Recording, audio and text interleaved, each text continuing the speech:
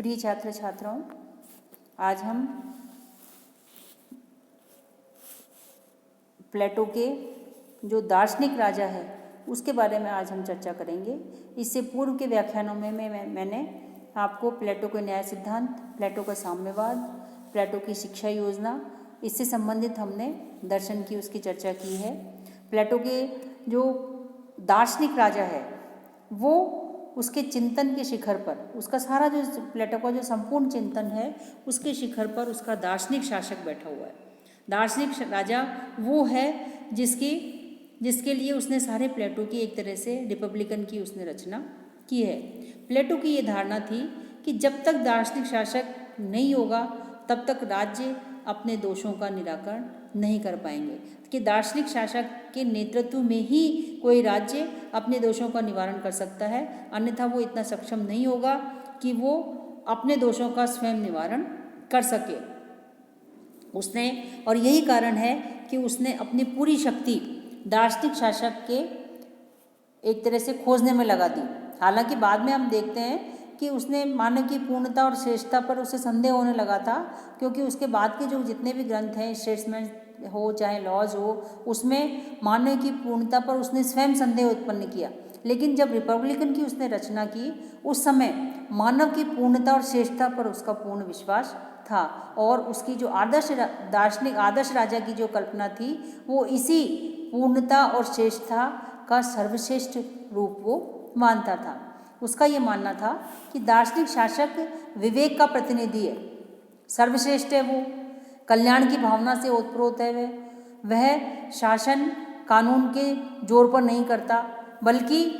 वो शासन किस पर करता है, प्रेम और ज्ञान के आधार पर कर रहा है। उसका नियंत्रण भय के आधार पर नहीं है, वो डरा धमका कर शासन नहीं करना चाहता, बल्कि ज्ञान और प्रेम से परिपूर्ण होकर वो शासन करना चाहता है।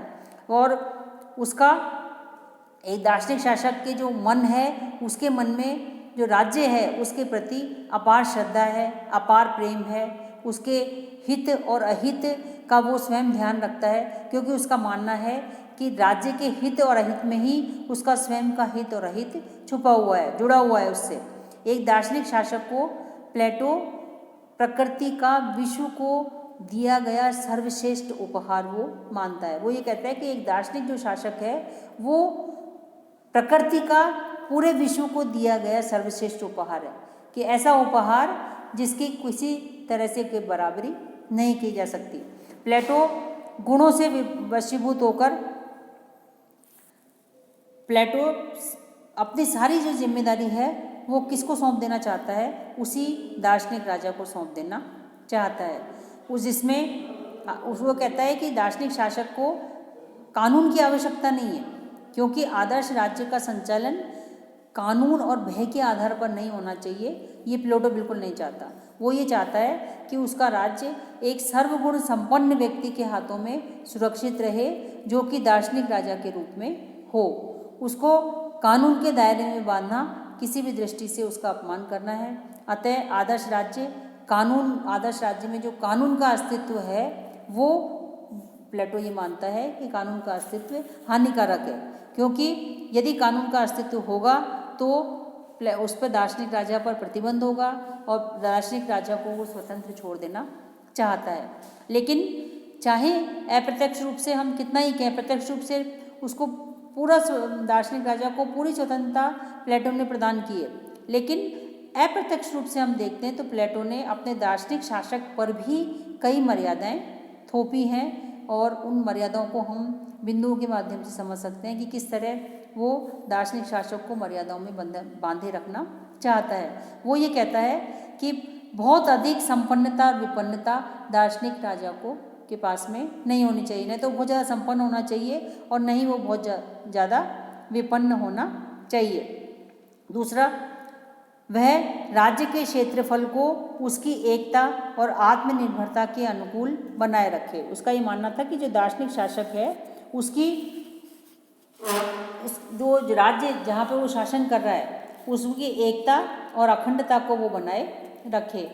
वो अपने राज्य में ऐसी व्यवस्था करे कि प्रत्येक व्यक्ति अपना विशिष्ट कार्य कर सके, कि हर व्यक्ति, क्योंकि प्लेटो का ये मानना था कि जो समाज है वो कुछ भागों में बटा हुआ है, जैसे दार्शनिक उत्पादक वर्ग में बटा हुआ है, सैनिक वर्ग में बटा हुआ है, दार्शनिक वर्ग में बटा हुआ है। तो इसका मानना था कि हर वर्ग अपना विशिष्ट प्रदान कर सके, ऐसी व्यवस्था राज्य में की जाए दार्शनिक राजा के द्वारा कि हर जो व्यक्ति है वो अपने गुणों के आधार पर अपने विशिष्ट रूप, अपना विशिष्ट सर्वोच्च राज्य को प्रदान कर सके। और उसने ये भी माना कि शिक्षा योजना में एक राजा को बहुत ज़्यादा परिवर्तन नहीं करने चाहिए। जो शिक्षा योजना चली आ रही है उसमें आमूलचूल परिवर्तन करने की ज़रूरत नहीं है, बहुत ज़्यादा परिवर्तन उसके नहीं करना चाहिए, थोड़े बहुत सुधार आप कर सकते हैं, लेकिन पूरी तरह उसको परिवर्तित करना किसी भी दार्शनिक राजा के लिए ठीक नहीं होगा। तो वो अपने राजा पर कुछ प्रतिबंध भी लगाता है। इन मर्यादाओं के अतिरिक्त वो ये भी कहता है कि उस पर चरित्र की दृष्टि से वो अच्छा होना चाहिए, उस पर नैतिक प्रतिबंध भी वो लगाता है कि वो ऐसा होना चाहिए ताकि नैतिक दृष्टि से वो समाज में सम्माननीय हो सके, उसका न परिवार हो, न उसकी संपत्ति हो, इसके अतिरिक्त न उसकी कोई इच्छाएं हों, न उसकी कोई महत्वाकांक्षाएं हों, बल्कि उसका व्यक्तिगत जीवन किसके लिए हो, राज्य के लिए हो, उसका व्यक्तिगत जीवन सार्वजनिक हो, उसका कोई व्यक्तिगत जीवन नहीं हो। क्योंकि प्लेटो ये मानता था कि यदि उसका व्यक्तिगत जीवन होगा तो उसकी इच्छाएं बढ़ेंगी, उसकी महत्वाकांक्षाएं बढ़ेंगी, उसकी कामनाएं बढ़ेंगी। तो ऐसी स्थिति में वो दार्शनिक राजा को सन्यासी मानता है कि सन्यासी होना चाहिए दार्शनिक राजा, ताकि वो अपने कार्य को बिल्कुल निर्विकार भाव से कर सके। तो हालांकि हम ये देखते हैं कि प्लेटो ने अपने दार्शनिक जो राजा है वो उसको सर्वगुण संपन्न किया है, लेकिन जो विभिन्न विद्वान हैं वो प्लेटो के इन विचारों से सहमत नहीं है। वो ये कहते हैं कि दार्शनिक राजा को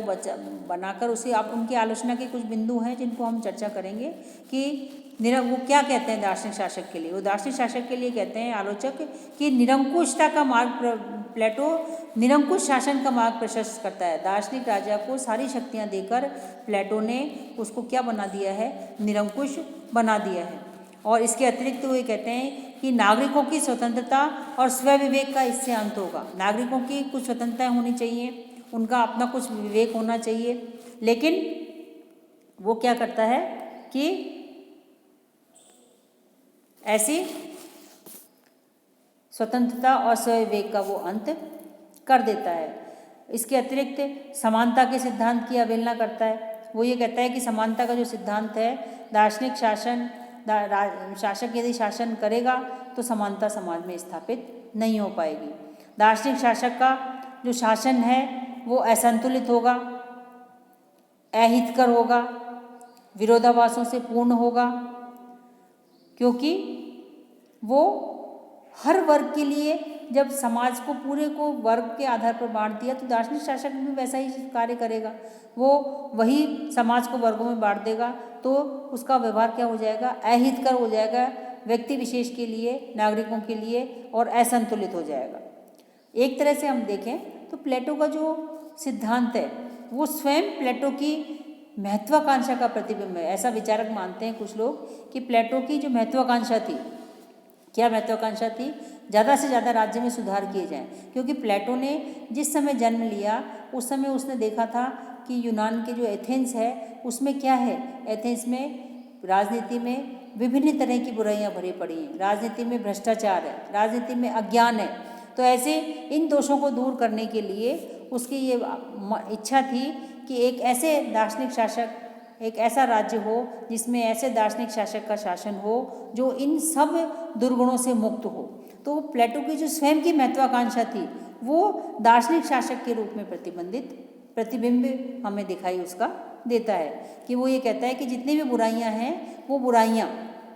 राज्य से जब भी दूर होंगी जब दार्शनिक शासक कार्य करेगा। तो हम जो जितने भी सिद्धांत हमने प्लेटो के देखे हैं, चाहे उसका न्याय सिद्धांत हो, चाहे उसकी साम्यवाद की योजना हो, चाहे उसकी शिक्षा योजना हो, चाहे उसकी दार्शनिक राज्य की अवधारणा हो, हम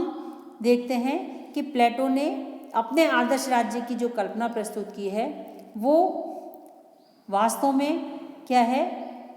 सिर्फ हम यही देखें कि उसने एक आदर्श राज्य की कल्पना की है तो ये उसके बारे में गलत धारणा होगी, वास्तव में उसके साथ हमें अन्याय होगा। रिपब्लिकन जो ग्रंथ है, जो जिसमें जिस सारे प्लेटो के विचार हैं, वो सरकार संबंधी वाद विवादों का संग्रह मात्र नहीं है, बल्कि वो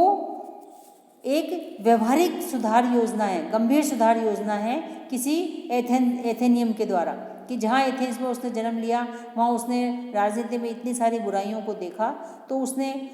रिपब्लिकन में उन बुराइयों को दूर करते हुए एक ऐसे आदर्श राज्य की कल्पना की जहाँ पर वास्तविक सुधार हो सके। जारे जितने भी इसके सिद्धांत हैं वो एक तरह से वास्तविक व्यवहारिक सुधार योजना है एक तरह से राजनीति की। तो राज्य में आने वाले पतन के कारणों को ही ध्यान में नहीं रखता, बल्कि वो विवेक के शासन का भी प्रतिपादन करता है। उसने अपने दर्शन को इसीलिए आदर्श मूलक बनाया, इसीलिए उसने दार्शनिक राज्य की कल्पना की, इसीलिए उसने एक आदर्श राज्य की कल्पना की, ताकि एथेंस में जो लोकतंत्र की दुर्बलताएं हैं वो दूर की जा सके, और ये एक तरह से उसके रिपब्लिकन का व्यवहारिक पक्ष हम मान सकते हैं कि रिपब्लिकन में कल्पना भी है तो इसके साथ साथ में व्यवहारिकता भी हमें दिखाई, दोनों का संयोग हमें रिपब्लिकन में दिखाई देता है कि जहाँ व्यवहारिकता में वो लोकतंत्र की दुर्बलताओं पर टीका प्रस्तुत करता है, वहीं वो अपने आदर्श राज्य के माध्यम से सुधार योजना भी प्रस्तुत करता है। इसीलिए हम प्लेटो के रिपब्लिकन को विश्व में एक तरह से राजनीति पर किया गया हम एक तरह अच्छा ग्रंथ, सर्वश्रेष्ठ ग्रंथ हम उसको मान सकते हैं। धन्यवाद।